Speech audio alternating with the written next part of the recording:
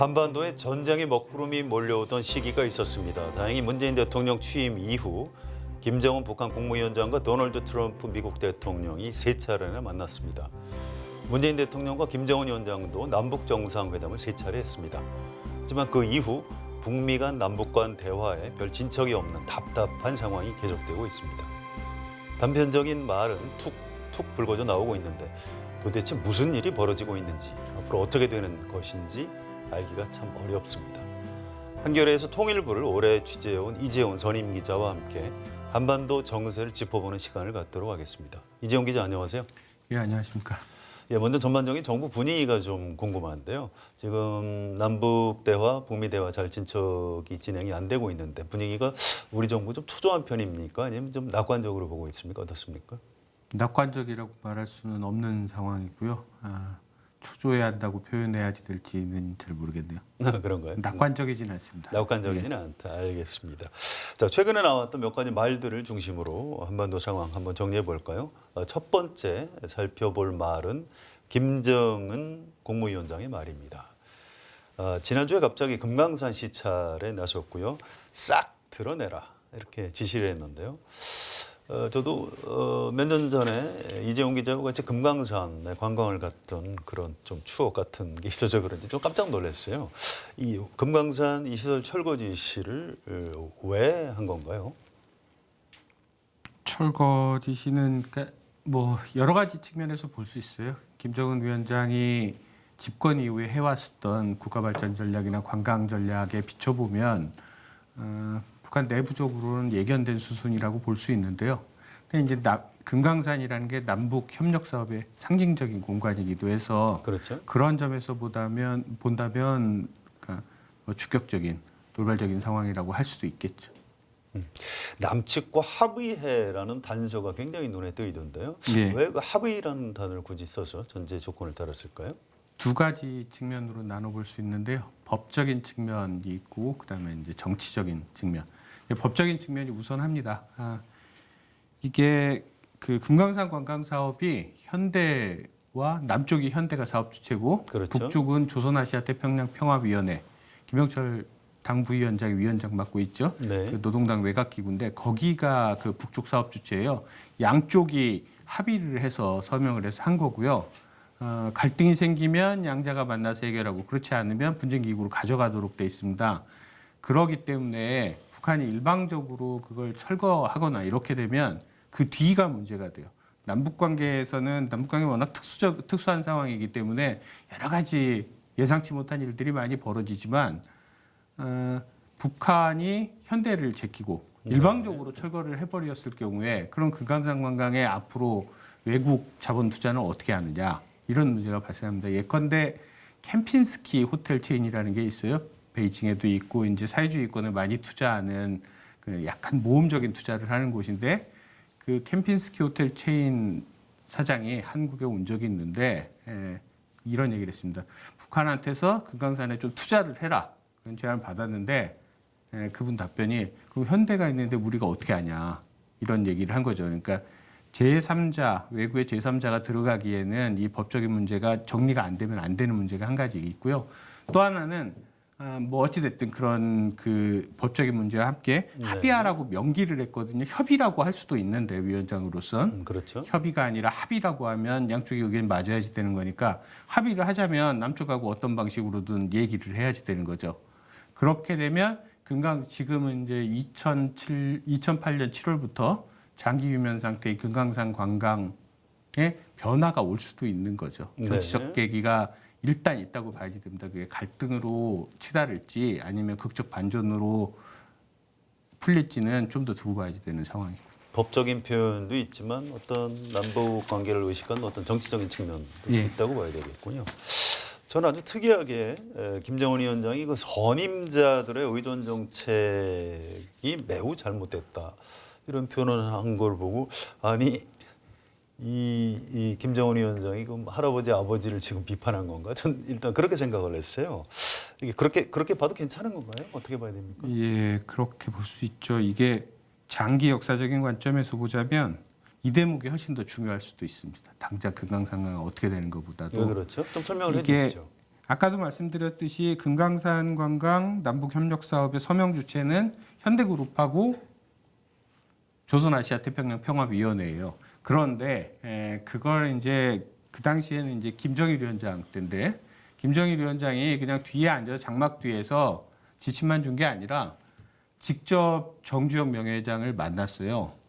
만나서 합의하고 뭐 이런 방식으로 했고 그 뒤에도 정몽원 회장, 현정은 현대아산 회장도 만나고 그랬거든요. 네. 이게 말하자면 북한식 표현을 쓰자면 김정일 위원장의 유훈 사업입니다. 그렇죠. 유훈 사업은 유훈은 그냥 지키는 거예요. 북한 같은 체제에선 유훈은 바꾸는 게 아니라 그냥 지키는 건데 노동신문이면 북한 인민들이 꼭 봐야지 되는 매체인데 거기에 이게 이제 선임자들의 매우 잘못된 의존 정책이다라는 얘기를 했습니다. 그러니까 아버지의 유훈 사업을 비판한 건데 그래서 아버지가 그 당시에 잘못했다 꼭 그런 얘기는 아닌 것 같아요.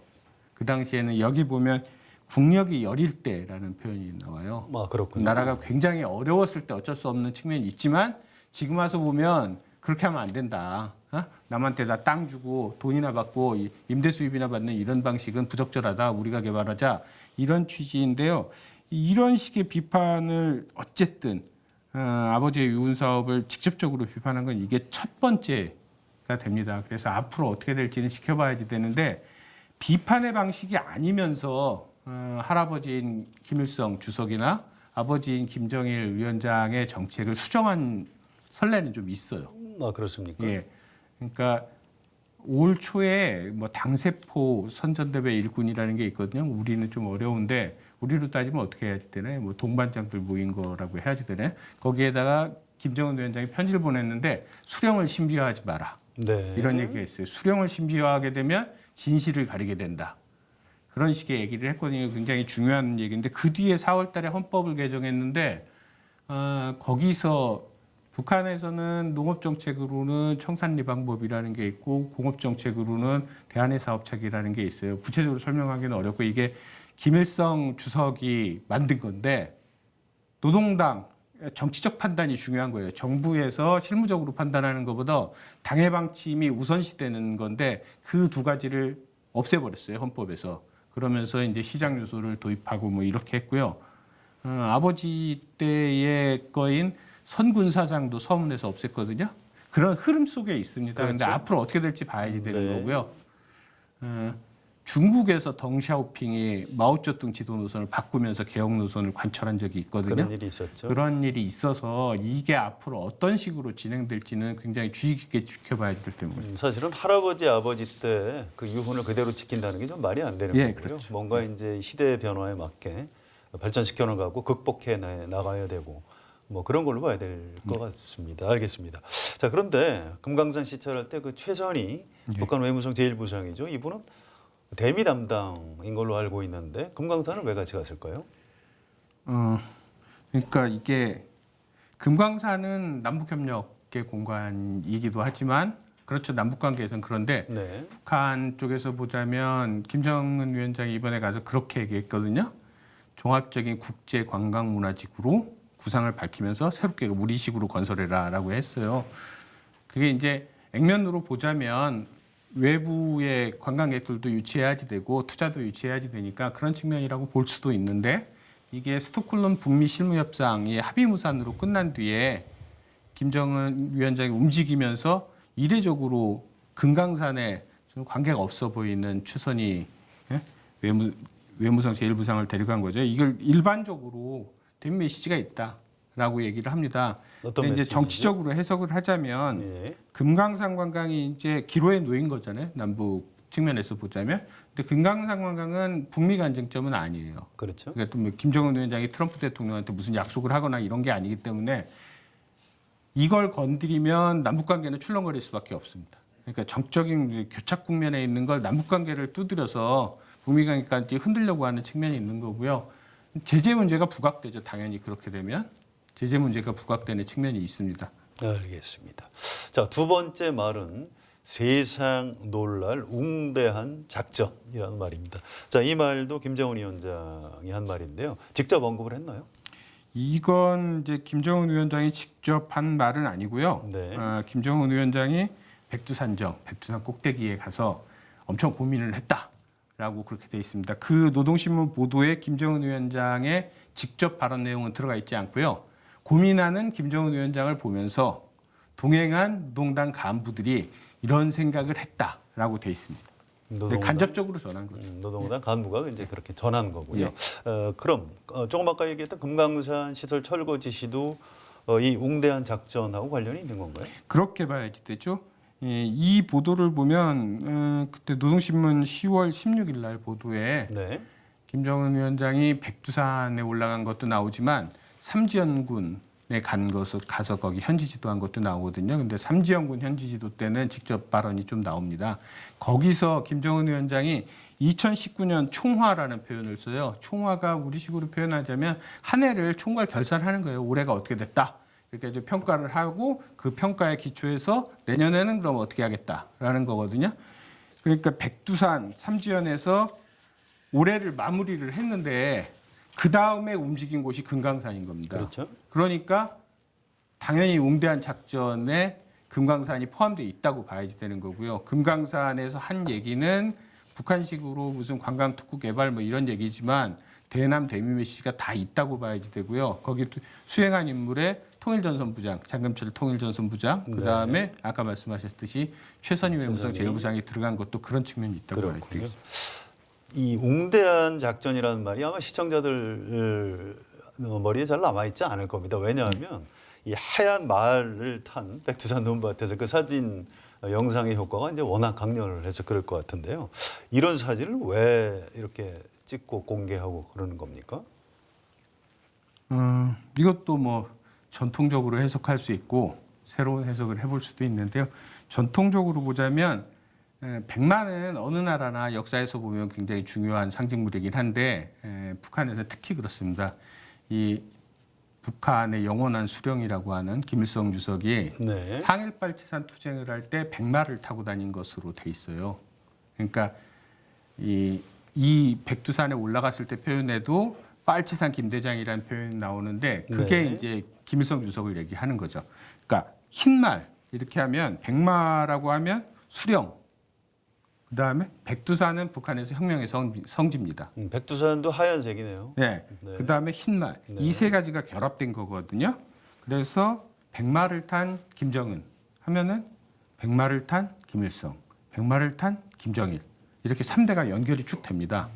그러니까 백두혈통이라고 보통 하죠. 그런 걸 연상시키는 측면이 있는 거고요.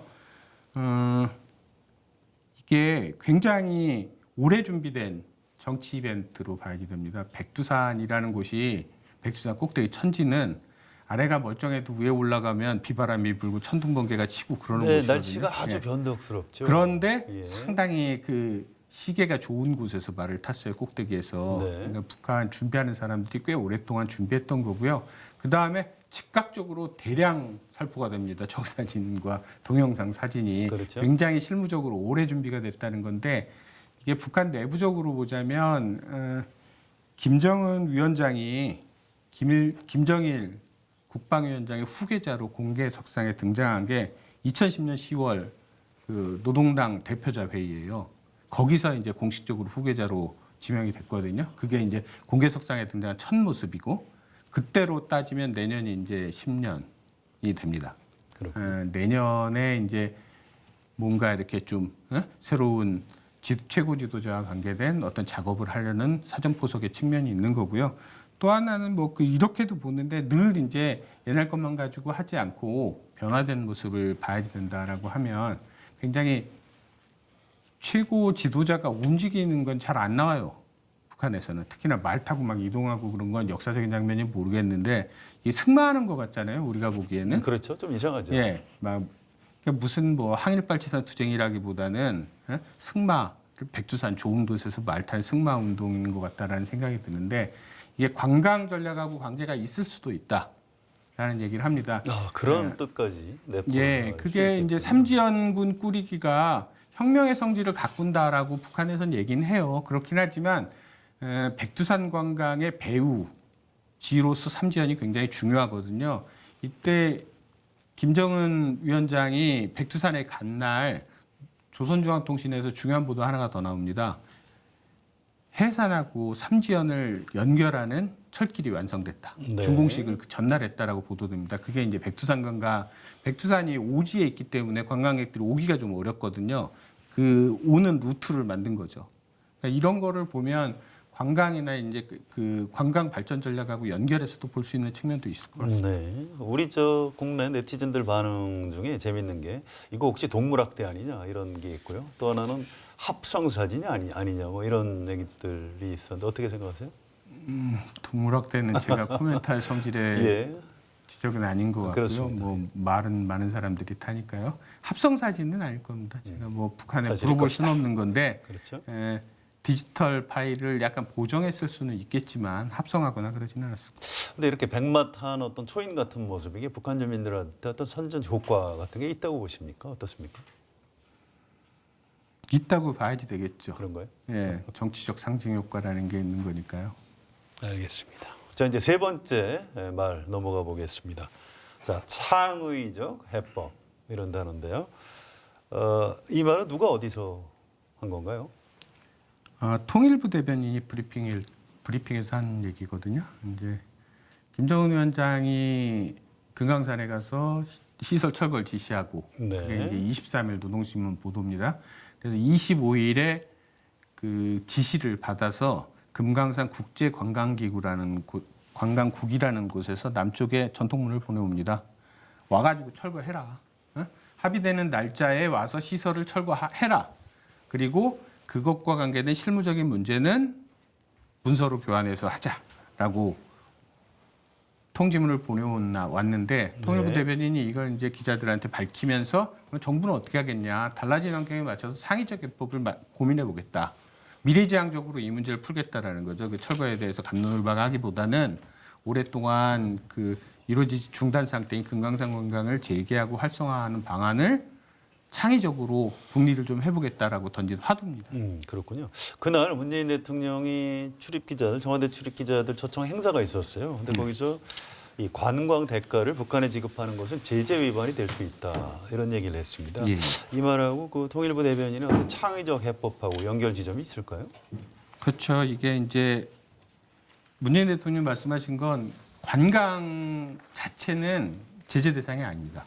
아 그런가요? 네, 관광 자체는 제재 대상이 아니죠. 돈이 넘어가는 게 지금 제재 북한 대상이겠죠. 중국 관광객들이 북한 관광하잖아요. 그렇죠. 그럼 뭐 제재 위반 논란이 있지는 않아요. 그렇군요. 근데 이제 뭐가 문제가 되냐면 기존의 금강산 관광은 현대아산이 관광 대가를 모아서 주거든요. 그렇습니다. 이제 그게 양이 좀 많죠.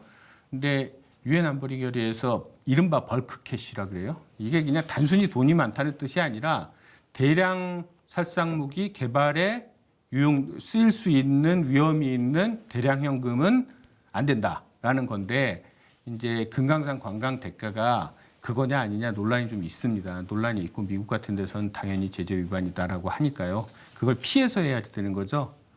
그래서 나오는 게 개별 관광, 그다음에 이산가족 상봉 방식, 사회문화 교류. 그러니까 금강산이라는 공간을 활용하는 다른 방식인 거죠. 기존 방식은 아니고. 자 창의적 해법을 마련하려면 어떻게 해야죠? 어떤 조건 같은 게 좀 필요할까요? 어떻게 해야 창의적 해법으로 갈 수 있을까요?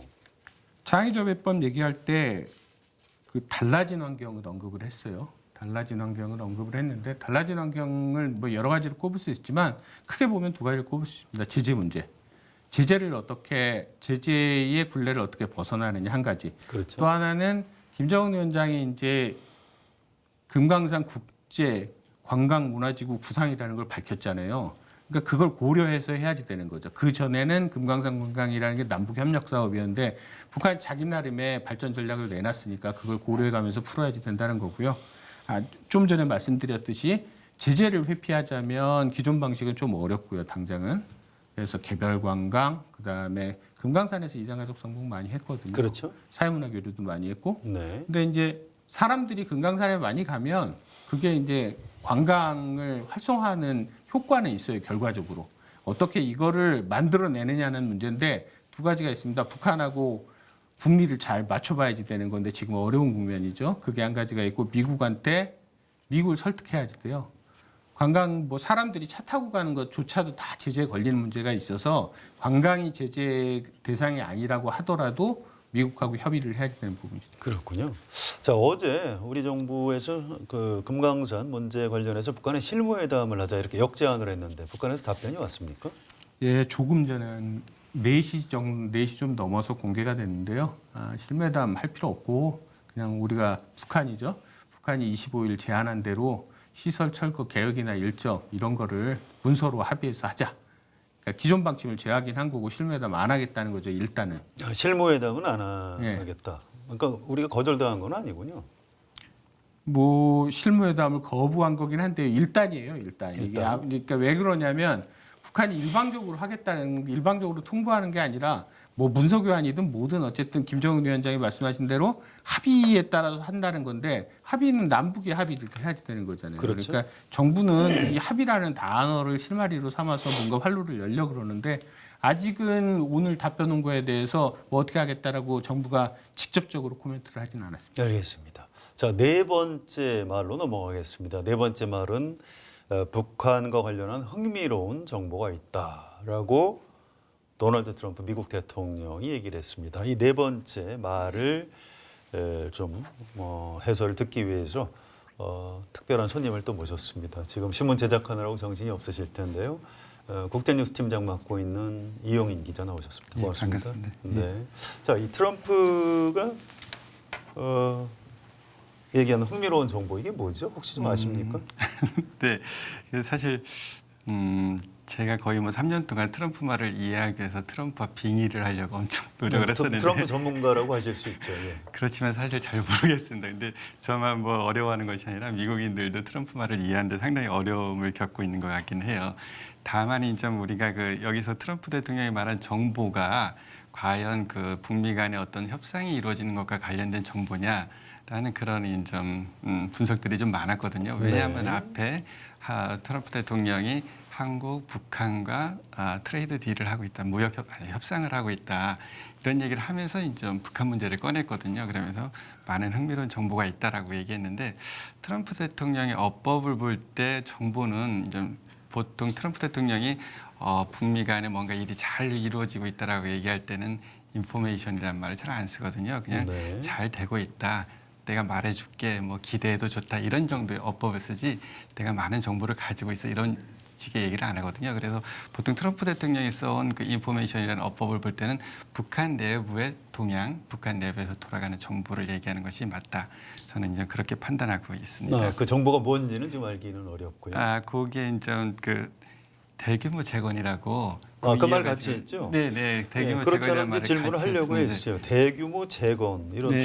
이 흥미로운 정보, 대규모 재건 이걸 어떻게 연결해서 설명할 수 있을까요? 맞습니다. 그 이제 재건이라고 하면 영어로 이제 리빌드인데 네. 트럼프 대통령이 리빌드라는 용어를 쓸 때는 주로 이제 사회 간접 자본 시설, 도로 뭐 이런 거 주로 물리적인 시설을 다시 이렇게 세울 때 그 리빌드라는 말을 많이 씁니다. 왜냐하면 이제 트럼프 대통령이 유세할 때나 아니면 초기에 미국을 재건하자 이런 말을 많이 했었거든요. 그게 이제 미국의 도로 시설이 굉장히 열악하고 악화돼 있고 그런 상황을 조금 고쳐가지고 자랑스러운 미국을 만들겠다 이런 뉘앙스가 포함돼 있어요. 네. 그래서 지금 대규모 재건이라고 할 때는 이제 물리적인 시설을 의미하는 거다.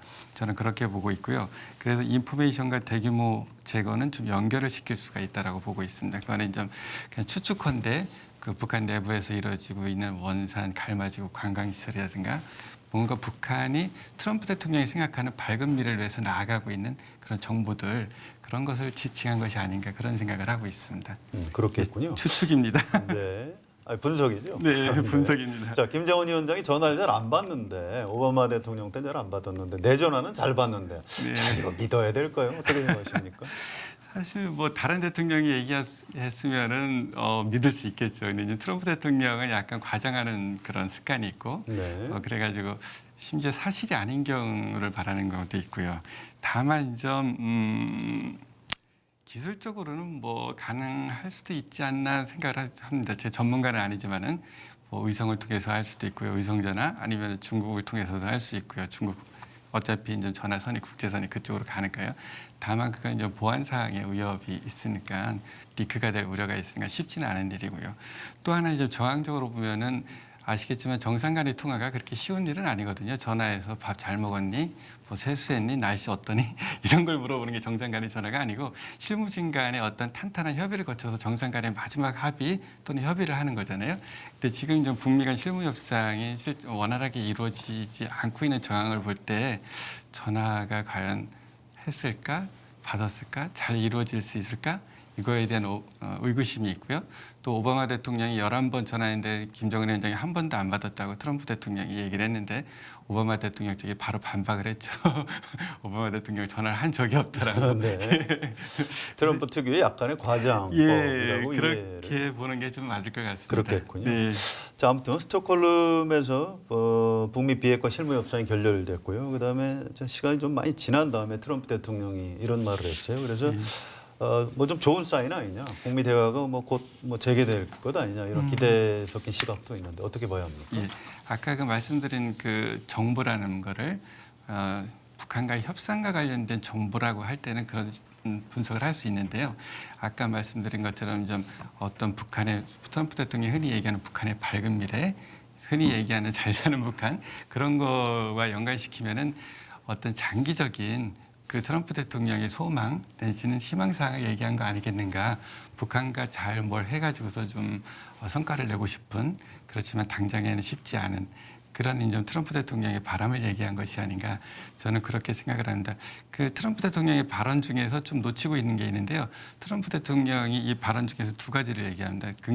앞으로 장기적으로 단기적으로는 좀 힘들어 보이지만 장기적으로 북미 협상에서 긍정적으로 작용할 수 있는 부분은 오바마 대통령과의 경쟁 의식이 여전히 남아 있다는 거. 그렇군요. 예, 네. 그 부분 중요하죠. 그런 상당히 게. 중요한 네. 부분이고요. 네. 그렇지만 약간 좀 위험한 측면도 있습니다. 뭐냐면은 전쟁은 언제든지 일어날 수 있다. 오바마 민주당이 집권하면 전쟁이 일어날 수 있다. 이런 식으로 얘기를 하는 거 보면은 여전히 트럼프 대통령의 머릿속에는 전쟁과 평화라는 프레임이 고정적으로 있는 거 아닌가. 그거는 좀 상당히 우리한테는 좀 조심해야 될 그런 프레임이라고 생각을 합니다. 우리가 절대로 방심하면 안 되는 방심하면 안 엄혹한 되는. 상황이군요. 네, 그렇습니다. 알겠습니다. 자, 다시 북한 쪽으로 좀 넘어가 볼게요. 이재용 기자. 정상 간의 친분을 내세워서 연말을 넘기려고 하면 망상이다.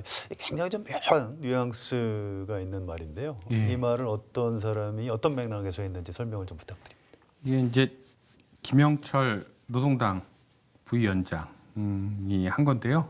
담화를 개인 담화를 낸 건데 담화를 냈을 때 직책을 조선아시아태평양 평화위원회 위원장으로 썼습니다. 네. 이게 아까 금강산 관광 얘기할 때 나왔는데요. 이게 또 하나 중요한 게 다들 기억하시겠지만 하노이 회담까지는 김영철 부위원장이 실세였죠. 이 대미 협상, 네. 남북 관계 이런 거를 총괄했죠. 김정은 위원장의 대리인으로.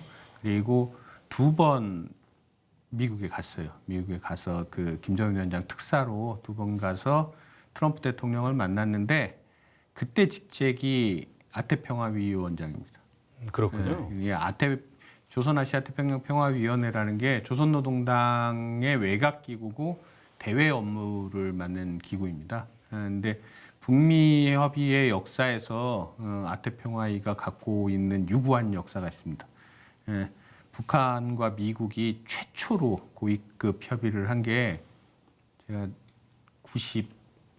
91년인가 2년인가 지금 날짜 그 횟수가 정확하게 기억 안 나는데 그 당시에는 이제 지금 고인인데 김용순 네, 용순 비죠. 아태평화위. 네, 김용순. 예, 네. 김용순 아태평화위원장이 미국에 가서 미키 켄터를 만납니다. 뭐 제대로 얘기가 잘 안 되긴 했는데 네. 그때 직책도 아태평화위원장이었었어요. 그러니까 이게 좀 갖고 있는 의미는 좀 있고요. 그렇군요. 특히나 김영철이란 사람이 느닷없이 담화를 발표했다는 게 해석의 여지가 있는 부분이라고 생각합니다. 일단 미국에 대한 고강도 압박이라고 봐도 되나요? 일단 그렇게 볼 수 있는데요. 내용만 가지고 보자면 말하는 스타일이 그래서 그렇죠. 그 사흘 전에 김기관 외무성 고문 이랬거든요. 의지가 있으면 길은 열린다. 네. 그러면서 연말 시한을 얘기했어요. 그다음에 김영철은 이렇게 얘기했죠. 뭐 망상이다. 네. 그냥 대충 넘기려고 하면. 그러면서 또 역시 그 얘기를 한 거예요. 김영철 위원장은 한계가 있다는 얘기를 했고 김계관의 의지를 얘기한 거죠. 이렇게 볼 수도 있고 저렇게 볼 수도 있는 거고 내용상으로는 동일한 얘기입니다. 그렇군요. 김정은 위원장이 4월에 최고인민회의 시정연설에서 한 그 연말 시한, 연말까지는 어찌됐든 미국 기다려보겠다라고 했던 그거를 재확인하는 건데요. 문제는 김영철인 거죠. 김영철 아태 위원장은 김정은 위원장의 특사로 워싱턴에도 갔었던 사람이고 네. 그다음에 2차례 북미 정상회담, 3차례 남북 정상회담을 엮어내는데 서훈 국가정보원장, 그다음에 마이크 폼페이오 국무장관과 같이 논의를 했던 삼각 채널의 한 축이었었어요. 그렇군요. 근데 지금 상황이 그게 복원되기를 낙관적으로 전망하기는 어려운 건데 북한이 김영철을 내세웠을 때는 바깥에 있는 사람들이 그런 종류의 생각을 해볼 수도 있다는 것 정도는 염두에 두고 했을 거라는 생각이 듭니다. 이게 실마리가 될지 안 될지는 좀 더 두고 봐야 될 것 같습니다. 표현을 어떻게 하든 관계없이 북한으로서는 좀 제발 대화 좀 하자. 이런 얘기를 아주 강하게 하고 있는 거예요. 연말을 그냥 보내고 나면 우리도 대책이 없다 뭐 이런 얘기인 그런 거죠. 얘기네요. 한 가지 궁금증이 한때 김영철 숙청설 있지 않았나요? 예, 그렇죠. 뭐 파동이 많이 있었죠. 뭐 자강도에서 노역을 하고 있다는 뭐 그런 얘기를 했는데 최고인민회의에 네. 나타나가지고 아니다라고 그랬죠. 근데 그럼에도 불구하고 하노이 회담 이후에 대미 협상에서 완전히 손을 뗀 게 아니냐, 배제된 게 아니냐라는 게 정설에 가까운 평가였습니다. 근데 이제 공식적으로 확인된 건 통일전선 부장만 장금철이라는 후임한테 넘겨주고 그렇죠. 나머지는 그대로 있는 건데요. 그렇더라도 대미 협상에서는 배제됐다라는 게 정설에 가까웠는데 이번 담화로 어떤 식으로든지 대미 관계, 대미 협상에 관여되는 측면이 있다라는 게 드러난 거죠. 우리가 북한에 대해서 좀 제대로 알고 있는 게 별로 없다고 볼 수도 있겠네요. 어쩌면. 뭐 근데 이제 정부가 어떻게 이 문제에 대해서 판단하는지에 대해서는 코멘트하지는 않았으니까요. 그러니까 숙청, 실각 이런 보도가 끊임없이 나오고 전문가들이 그런 얘기를 많이 했을 때 그렇지는 않다고 선은 긋긴 했었어요. 언론에 나오는 얘기 함부로 믿으면 안 되겠군요. 예, 그런 측면이 있죠. 알겠습니다. 자, 사실은 다섯 번째까지 하려고 했는데 오늘 하나 갑자기 추가했어요. 오늘 국회에서 교섭단체 대표 연설이 있었고요. 나경원 자유한국당 원내대표가 이런 얘기를 했습니다. 문재인 정권의 친북 안보 실험, 수구적 민족주의 외교 실험 모두 실패했다. 제가 이 말 하나 추가하자고 제가 스태프들하고 의논해서 넣었습니다. 자, 두 분한테 각각 여쭤볼게요. 이 나경원 원내대표의 말을 그냥 정치 공세로 치부하기에는 조금 걱정스러운 대목이 있습니다. 일단 이재훈 기자 어떻게 보십니까? 사실에 전혀 부합하지 않는 그런가요? 정치적 낙인에 가까운 건데요. 친북안보, 그러니까 두 가지인데 친북안보, 수구민족주의 두 가지잖아요. 네. 친북안보부터 말씀드리자면 이런 식의 인식을 갖고 있는 분들이 한국엔 꽤 있습니다. 꽤 있긴 있죠. 근데 이 나라 바깥으로 가면 세계 각국의 리더 중에 문재인 정부의 대북 정책이 친북안보다라고 생각하는 건 제가 보기에는 아베 신조 일본 총리 정도를 빼놓고는 없을 것 같은데 아베 신조 총리도 북한하고 김정은 위원장하고 조건 없이 만나겠다라고 하잖아요. 그렇죠. 이제 정치적인 측면에서 한 가지 그게 있고 문재인 정부 들어서 지금 남북 관계가 지금 삐걱거리는 굉장히 중요한 요인 중에 하나가 무력 증강이에요. 문재인 대통령이 늘 그렇죠. 평화는 힘으로 네. 뒷받침되는 것이다라고 해서 역대 유례 없을 정도로 높은 비율로 국방비가 증액되고 있습니다. 그렇죠. 그다음에 첨단 무기도 많이 사고요. 그게 북한을 딱 염두에 둔 건 아닌데 동북아에 보면 중국도 그렇고 러시아도 그렇고 미국도 어마어마한 군사 강국입니다. 그런 것들 염두에 두고 있는데 무기 사는 것 때문에 김정은 위원장이 굉장히 앞뒤로 다른 사람이다라고 험한 말까지 하는 정도인데요. 그거가 알겠습니다. 어떻게 친북인지는 뭐 생각해볼 네. 문제인 것 같고요. 말이 안 된다. 그런 말씀이시고. 예, 수구민족주의 외교라는 건 그 한일 갈등을 두고 얘기하는 건데 네. 이게 대통령 발이거나 정부 발이 아니고 문제 촉발돼 있는 대법원의 판결이었어요. 그렇죠. 대법원의 판결인 거고 상권 분립을 중시하는 그 대민주주의 체제에서 어디서나 존중되어야지 되는 거거든요. 그리고 대법원 판결이라는 게 수구민족주의라기보다는 달라진 환경에 맞춰서 개인의 인권을 존중하는 국제인권법의 해석에 기초하고 있는 거라 전혀 알겠습니다. 문맥이 맞지 않는 정치적 낙인이라고 봐야 될 것 네. 같습니다. 그 말을 또 나경원 원내대표가 하니까 좀 더 이상한 것 같습니다. 자, 이영인 기자는 어떻게 들으셨어요? 저는 그 나경원 원내대표의 발언을 보고서 약간 중국의 병검쇼 있잖아요. 가면을 순식간에 바꾸는 병검쇼를 보는 듯한 느낌을 가졌습니다. 그 뭐 문재인 정부가 정상회담을 한 걸 지칭해서 친북 안보 뭐 이런 식으로 뭐 할 말을 못 한다고 얘기하는 것 같은데요. 아시다시피 이명박 정부 때 정상회담을 하기 위해서 북한에 쌀을 지원하겠다고 약속하고 비밀리에 협상하고 했었습니다. 아, 그랬었군요. 예, 네.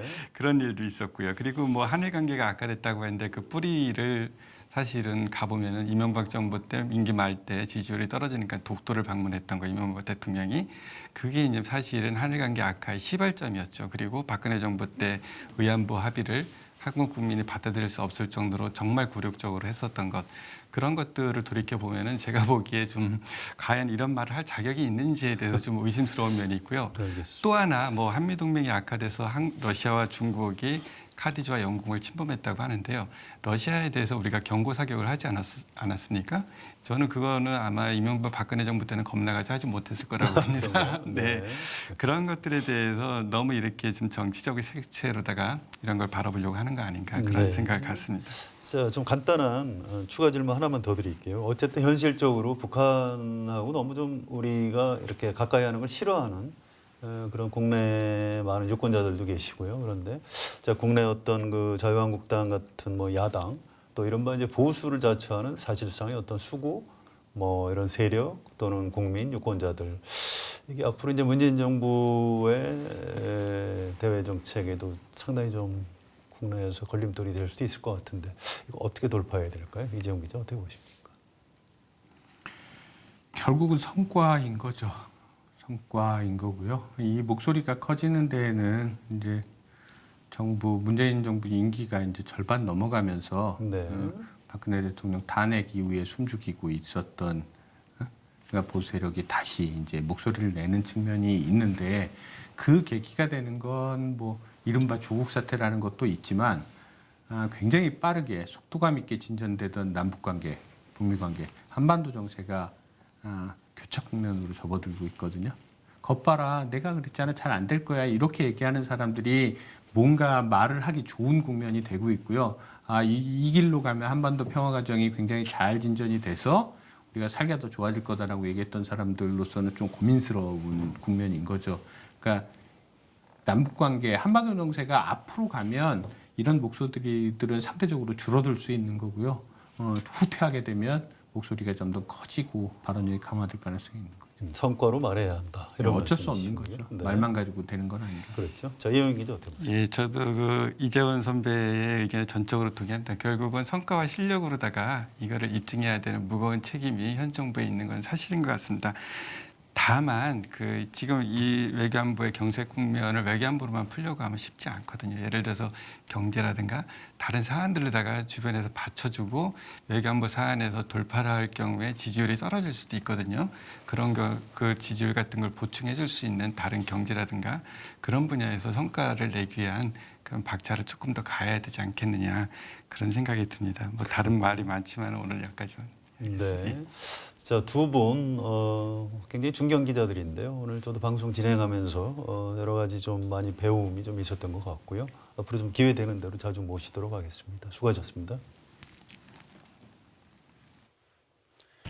문재인 정부의 한반도 정책은 어느 날 갑자기 하늘에서 뚝 떨어진 것이 아닙니다. 김대중 정부 햇볕 정책, 노무현 정부 평화 번영 정책의 연장선에 있습니다. 김대중 노무현 정부의 한반도 정책은 박정희 정부의 7.4 남북 공동성명과 자주국방, 그리고 노태우 정부의 북방정책, 남북 기본합의서, 한반도 비핵화 선언, UN 동시가입에 뿌리를 두고 있습니다. 박근혜 전 대통령도 대통령이 되기 전에 북한을 방문해 김정일 위원장과 회담한 일이 있습니다. 대한민국의 한반도 정책은 대통령이 누구냐에 관계없이 사실은 하나뿐이라고 말할 수 있습니다. 한반도 평화의 길은 결코 쉬운 길이 아닙니다. 그러나 우리가 반드시 가야만 하는 길입니다. 우여곡절이 있겠지만 북한과 미국, 남한과 북한의 협상이 곧 재개될 것입니다. 우리는 한반도 평화로 가는 길을 다시 걷게 될 것입니다. 한겨레 라이브 오늘 준비한 내용은 여기까지입니다. 저는 목요일 저녁 6시에 다시 오겠습니다. 여러분 고맙습니다.